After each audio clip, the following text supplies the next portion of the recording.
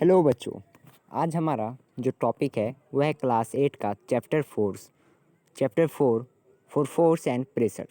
तो आज हम इस लेक्चर में फोर्स और प्रेशर के बारे में कुछ डिटेल्स जानेंगे कि फोर्स और प्रेशर हमारे होते क्या हैं, किन चीज़ों पे ये हमारा निर्भर करता है। तो इन सभी बातों को ध्यान में रखते हुए चलिए हम अपना चैप्टर को स्टार्ट करते हैं। तो सबसे पहले we all know that motion is an integral parts of our life. जो मोशन है हमारा वो हमारी लाइफ का एक बहुत ही बड़ा हिस्सा है।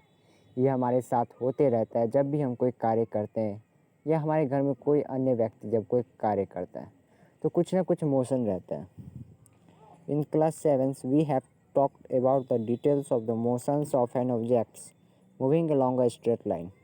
क्लास 7 में जैसा कि हमने कोई भी ऑब्जेक्ट जब भी कोई ऑब्जेक्ट स्ट्रेट लाइन में हमारा मूव करता है उसके बारे में हमने पढ़ा था।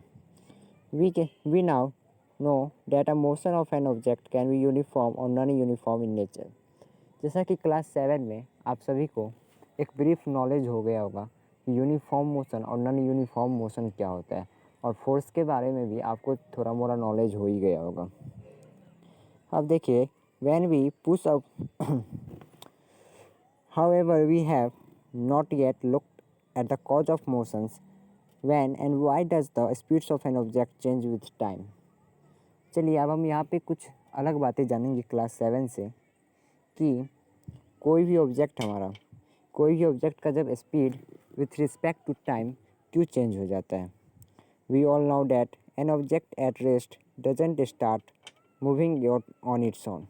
जैसा कि हम जानते हैं कोई भी ऑब्जेक्ट जब रेस्ट में है, जब तक हम उस पर एक एक्सटर्नल फोर्स नहीं लगाएंगे तब तक वो मोशन में नहीं आएगा। Some efforts is needed to make it move. कुछ आपको एक्सटर्नल फोर्स रिक्वायर्ड चाहिए इसे मूव करने के लिए। From our everyday experience we know that we have to push और pull a table, a chair or a almirah if we wish to change its positions in a room. जैसा कि आप भर दिन में अपने घर में कोई भी चेयर को from one place to other place करते होंगे, तो वो चेयर अपने आप नहीं एक जगह से दूसरी जगह चले जाता होगा जहाँ आप चाहते हो। आपको अपना कुछ फोर्स लगाना पड़ता है, कुछ एक्सटर्नल फोर्स लगाना पड़ता है उसको पोजीशन को चेंज करने के लिए। यही बात कही गई है। व्हेन वी पुश और pull and the object we are existing a force. जब भी कोई भी ऑब्जेक्ट को हम घिसते हैं या उसे ठेलते हैं तो हमें फोर्स उसे ही फोर्स कहते हैं।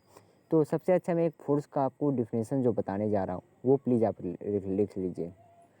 The rate of change in momentum is called force.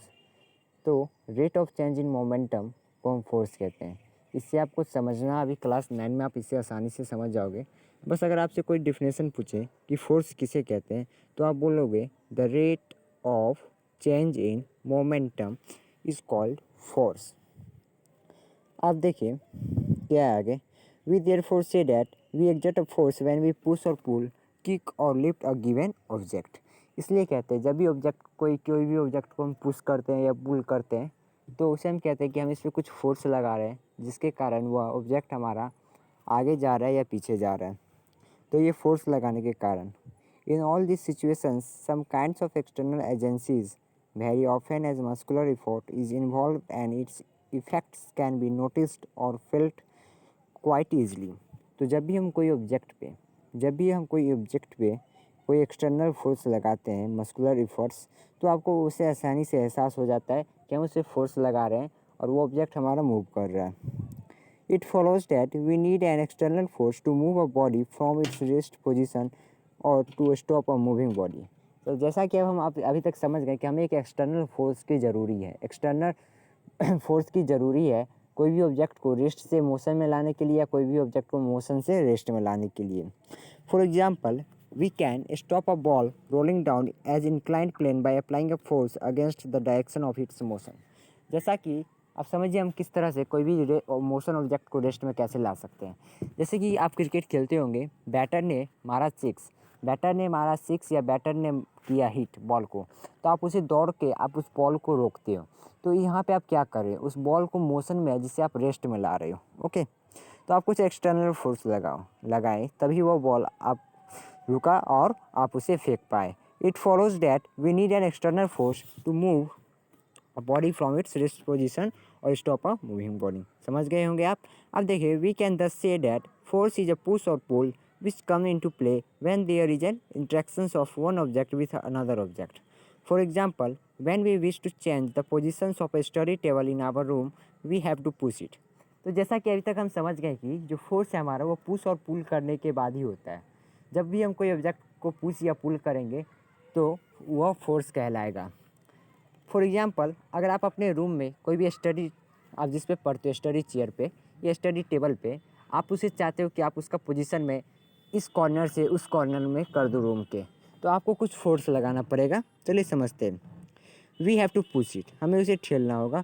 The study tables does not move due to our presence alone, there has to be interactions push और pull between us and two study tables, the study table being to move in the direction of the applied force.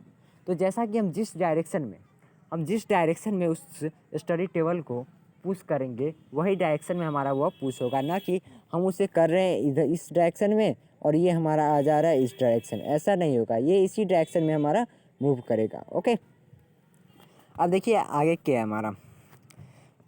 यहाँ पे कुछ बातें दी गई activity 1 में जिसे आप बना लोगे। ओके, अब चलिए आगे देखते हैं क्या है हमारा फोर्स। अब फोर्स के बारे में हम कुछ और अच्छी तरह से जानते हैं कि हमारा फोर्स होता क्या है। ओके, तो देखिए we can now say that a force is a push और pull upon an object resulting from its interactions with another objects. Whenever there is an interaction between the two objects, some force acts between them. When the interaction ceases, the force between them no longer exists. Force exists only a result of some interactions. कहा गया है जब तक हमारा कोई दो object दो या दो बॉडी जब एक दूसरे के कांटेक्ट में जब तक नहीं आएंगे तब तक वहाँ पे फोर्स नहीं लगेगा, और जब तक हम अपना उस पर फोर्स इफर्ट कर रहे हैं तब तक तो वो हमारा मूव करेगा। बट जब हम अपना उस पर मस्कुलर फोर्स या सम अदर फोर्स उस पर लगाना बंद कर दे तो वो कुछ डिस्टेंस तय करने के बाद बंद हो जाएगा। क्यों बंद हो जाएगा? फ्रिक्शन फोर्स के कारण, जिससे मैं अगला चैप्टर है बल्कि मैंने उसे पढ़ा दिया है, इसलिए मैं बोल रहा हूँ आप पहले फ्रिक्शन को पढ़ें, फिर आप फोर्स को आसानी से समझ पाओगे, आगे भी इस चैप्टर को और आसानी से समझ पाओगे। अब देखिए इफेक्ट ऑफ फोर्स क्या होता है। जब भी आप कोई ऑब्जेक्ट पे फोर्स लगाते हो तो उस ऑब्जेक्ट में क्या क्या चेंजिंग रहता है वो सभी बातें हम देखते हैं। चलिए फर्स्ट है हमारा change in the state of motion.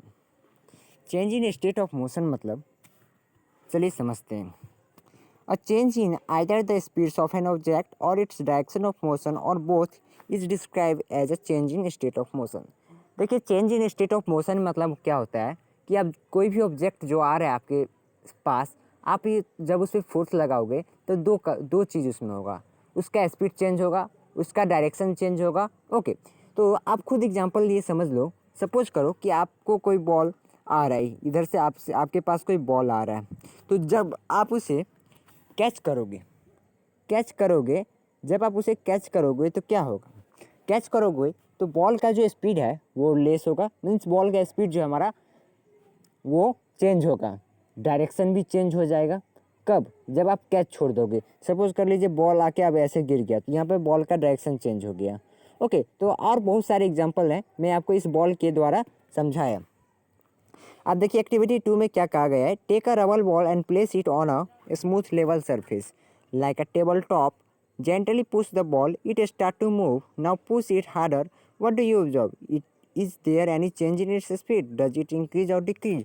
तो यही कहा गया है कि आप जब कोई भी ऑब्जेक्ट पे फोर्स लगाओगे तो या तो उसका स्पीड चेंज होगा, स्पीड तो चेंज होगा, डायरेक्शन चेंज होगा।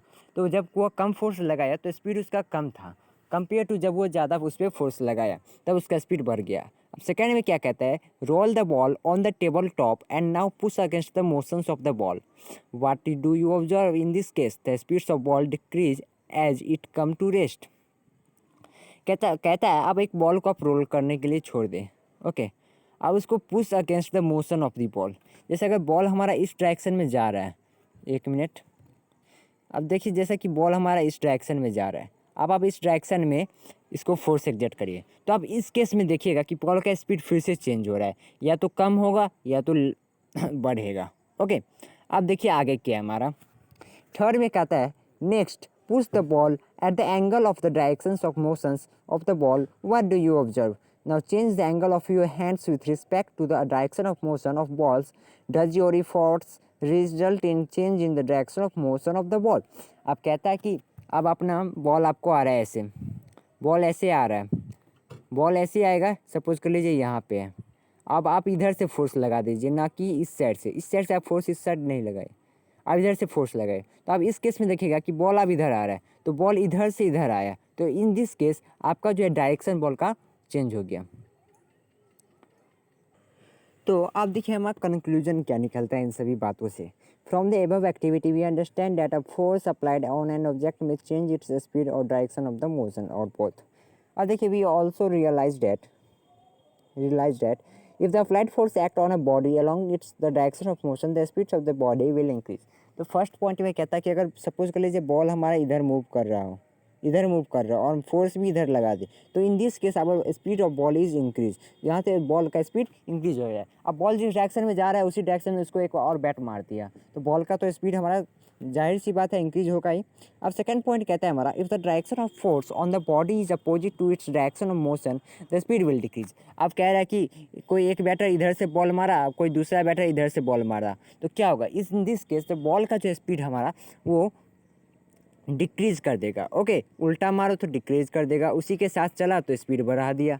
तो अब देखिए क्या है, in both the above two cases the object is suppose to be moving in the straight line, but देखिए सिचुएशंस क्या होना चाहिए, जो ऑब्जेक्ट है वो हमारा स्ट्रेट लाइन में ही मूव करना चाहिए। अब देखिए थर्ड क्या कहता है, if the force act as angle of the to the direction of motion, it can change the speed as well as the direction of the motion. अब कहता है जब एंगुलर देखा, जैसा कि मैंने देखा कि बॉल ऐसे आ रहा है और कोई बैटर मेरा ऐसे मार दिया यहाँ से, तो यहाँ पे बॉल का डायरेक्शन चेंज हो रहा है, तो डायरेक्शन चेंज होने के साथ साथ यहाँ पे स्पीड भी चेंज होगा। तो अब देखिए क्या निकलता है यहाँ से। तो our common experience also tell us that many a time the applications of force does not result in change in the states of rest or motions of the body. For example, we do not observe any motion when we try to push a heavy stone. तो ज़रूरी नहीं है कि जब आप कोई भी object पे फोर्स लगा रहे हो तो वो मोशन में आए या मोशन से रेस्ट में आए। क्यों? देखिए यहाँ पे सिचुएशन यह था कि हमारा वो मोशन टू रेस्ट में जब आएगा जब आप उसको स्टैटिक फ्रिक्शन, देखिए इसलिए मैं आपको बोला जो फ्रिक्शन चैप्टर पहले पढ़ लीजिए। स्टैटिक फ्रिक्शन से जब तक वो टूटेगा नहीं तब तक वह जो है आपका मोशन, तब तक आपका वो ऑब्जेक्ट मोशन में नहीं आएगा। तो आप एक अगर आप इतना सफिशिएंट फोर्स लगा रहे हो कि उस ऑब्जेक्ट में अब वो अपना स्टैटिक फ्रिक्शन तोड़ के स्लाइडिंग फ्रिक्शन में आ जाए, तब तो ऑब्जेक्ट मूव कर देगा। बट आप इतना सफिशिएंट फोर्स नहीं लगा पा रहे हो कि वह अपना स्टैटिक फ्रिक्शन तोड़े और स्लाइडिंग फ्रिक्शन में आए। वो स्टैटिक फ्रिक्शन अगर नहीं तोड़ पा रहा है तो वो ऑब्जेक्ट हमारा रेस्ट में ही रहेगा। तब मतलब मैं आपको, चलिए मैं फिर से अच्छे से बताना चाहता हूँ अगर आप फ्रिक्शन चैप्टर नहीं पढ़े हो तो देखिए ज़रूरी नहीं है जो जब आप फोर्स लगाओ तो ऑब्जेक्ट आपका मूव करे ही। ओके, क्यों? इसलिए क्योंकि एक ऑब्जेक्ट को सफिशिएंट फोर्स चाहिए अपने पोजीशन को चेंज करने के लिए, उसे सफिशिएंट फोर्स चाहिए। जो कि सफिशिएंट फोर्स आपके द्वारा उसे नहीं मिल रहा है तब वो रेस्ट में ही रहेगा या मोशन में ही रहेगा।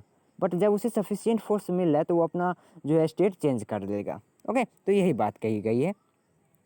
अब देखिए a force may not therefore always success in bringing a change in states of motions of an object, sometimes it only tend to do so. अब चलिए मैं एक एग्जांपल देता हूँ। आप अपने घर में जाके दीवार में फोर्स लगाइए, आप ऑब्जर्व करिएगा कि आपका दीवार मूव कर रहा है, नहीं करेगा, क्योंकि आप उसे सफिशिएंट फोर्स नहीं लगा रहे हैं। यही कोई आके व्हीकल्स उसमें ज़ोर से पुश धक्का मार दिया तब वो आपका दीवार टूट जाएगा, मीन्स वो सफिशिएंट फोर्स लगा रहा है। ओके, जितना चाहिए। अब देखिए change in size and shape of object. तो जब आप फोर्स लगा रहे हो तो ऑब्जेक्ट का शेप और साइज भी चेंज होगा। शेप और साइज कैसे चेंज होगा चलिए समझते हैं। ऊपर तो हमने पढ़ा स्टेट मतलब जो उसका स्पीड और डायरेक्शन चेंज हो सकता है। अब देखिए change in shape and size of an object कैसे होगा।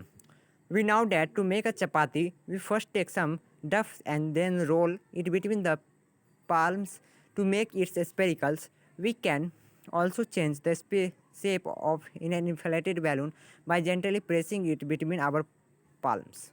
Some of the youths might have a change in observed to be potters at work. A potter makes pots of different sizes and shape from kneaded clay. In all these situations the change in size or shape or both take place due to the force applied on them. अब देखिए मैं आपको example देने जा रहा हूँ, ढेर सारा एग्जांपल, वो भी एक कंसेप्ट के साथ, कंसेप्टफुल के साथ, कि जब आप कोई ऑब्जेक्ट पे फोर्स लगा रहे हो, जब आप कोई ऑब्जेक्ट पे फोर्स लगा रहे हो तो तब उसका शेप और साइज़ किस तरह से चेंज होगा। एक बहुत ही अच्छा एग्जांपल है बैलून। बैलून को सबसे पहले आप जो है फिलअप कर लीजिए एयर से टाइटली। अब जब आप क्या करिएगा, जब दोनों हाथ से जब उस पर प्रेस करिएगा तो देखिए जो बैलून का आपका है जो शेप चेंज होगा। इसके से अगर आप बैलून से नहीं समझे तो आप सपोज कर लीजिए टूथपेस्ट, आपके घर में टूथपेस्ट होगा। अब जब टूथपेस्ट पे फोर्स लगाते हो तो क्या होता है, पेस्ट बाहर निकलता है। अब जैसे ही फोर्स लगाते हो जिस जगह से, उस जगह पे आपका जो टूथपेस्ट है वो दब जाता है। तो ये एक एग्जांपल हुआ कि उसका शेप चेंज हो गया। अब साइज़ जो चेंज हुआ वो बैलून का चेंज हो गया। ओके, तो यही कुछ बातें हैं। अब जैसे कोई क्ले होता है, क्ले आप सभी जानते होंगे। ओके, क्ले को जब आप, या मिट्टी को ही जब आप अपने हाथों से रोल करते हो या चपाती को, तो वो क्या करता है, वो तो अपना शेप एंड साइज़ तो बदल लेता है ना। आपकी मम्मी जब चपाती बनाती है तो चपाती बनाते समय वो पहले ही से स्पेरिकल टाइप का नहीं निकलता है आपके डब्बे से, उसे जो है आपका बेलन से बेलना पड़ता है to make its spherical in shape. Okay, तो इसलिए यहाँ पे क्या हम देख रहे हैं कि अगर हम कुछ फोर्स एग्जर्ट कर रहे हैं, तो हमारा ऑब्जेक्ट का शेप और साइज भी चेंज हो रहा है। तो यही के साथ कहता है we can now say that अब फोर्स में, अब यहाँ पे समरी में बताया गया कि फोर्स हमारा क्या क्या कर सकता है। चलिए समझते हैं। Make an object move from rest. अब कोई ऑब्जेक्ट हमारा मोशन में है, उसको रेस्ट में ला सकता है। Change the speed of the moving object. अब मूविंग ऑब्जेक्ट का जो स्पीड चेंज कर सकता है, change in the direction of moving object का डायरेक्शन भी चेंज कर सकता है। ये सभी एग्जाम्पल मैंने आपको दिए हैं। Bring a change in the size and shape of the object, size और शेप में भी चेंज कर सकता है। कॉज टू और मोर और ऑल दीज इफेक्ट्स। आप ज़रूरी नहीं है जो आप एक बार में फोर्स लगा रहे हो तो इन सभी चीज़ में से कोई एक ही होगा। आप फोर्स लगा रहे हो तो इनमें से सभी चीज़ें भी हो सकते हैं। सभी चीज़ें मतलब कि जब आप फोर्स लगाते हो तो आपको उस ऑब्जेक्ट का शेप भी चेंज हो सकता है, मे बी साइज भी चेंज हो सकता है, डायरेक्शन भी चेंज हो सकता है, स्पीड भी चेंज हो सकता है। ओके, तो ज़रूरी नहीं है जो आप फोर्स लगा रहे हो तो इनमें से कोई एक ही चीज़ होगा। अब एक्टिविटी 3 कहा गया है, इसमें यही कहा गया कि कैसे इस तरह से कोई जब फुटबॉलर प्लेयर जो फुटबॉल को हिट करता है तो कैसे बॉल का बार बार डायरेक्शन चेंज होता है, स्पीड चेंज होता है। कैसे जब कोई क्रिकेट मैन हिट करता है बॉल को, बैटर, तो कैसे किस तरह से बॉल का डायरेक्शन चेंज हो जाता है, स्पीड चेंज हो जाता है। बॉलर ने डाला बॉल आगे बट बैटर ने उसे मारा पीछे, स्ट्रेट लेग ऑफ। ओके, तो ये सभी केसेस में जैसा कि आप ऑब्जर्व करते होंगे कि ये सभी चीज़ें हो रही हैं जो हमने ऊपर पढ़ी। बॉल का चेंज डायरेक्शन हो रहा है, स्पीड चेंज हो रहा है, शेप चेंज हो रहा है, साइज चेंज हो रहा है। अलग अलग सिचुएशंस में अलग अलग चीज़ें बातें होती हैं। तो आई होप अब आप इस टॉपिक को समझ गए होंगे। अब देखिए आगे जो है हमारा यही बातें कही है। अब आगे का जो है factor associate with the magnitude of force needed हम अगले लेक्चर में पढ़ेंगे। Thank you very much.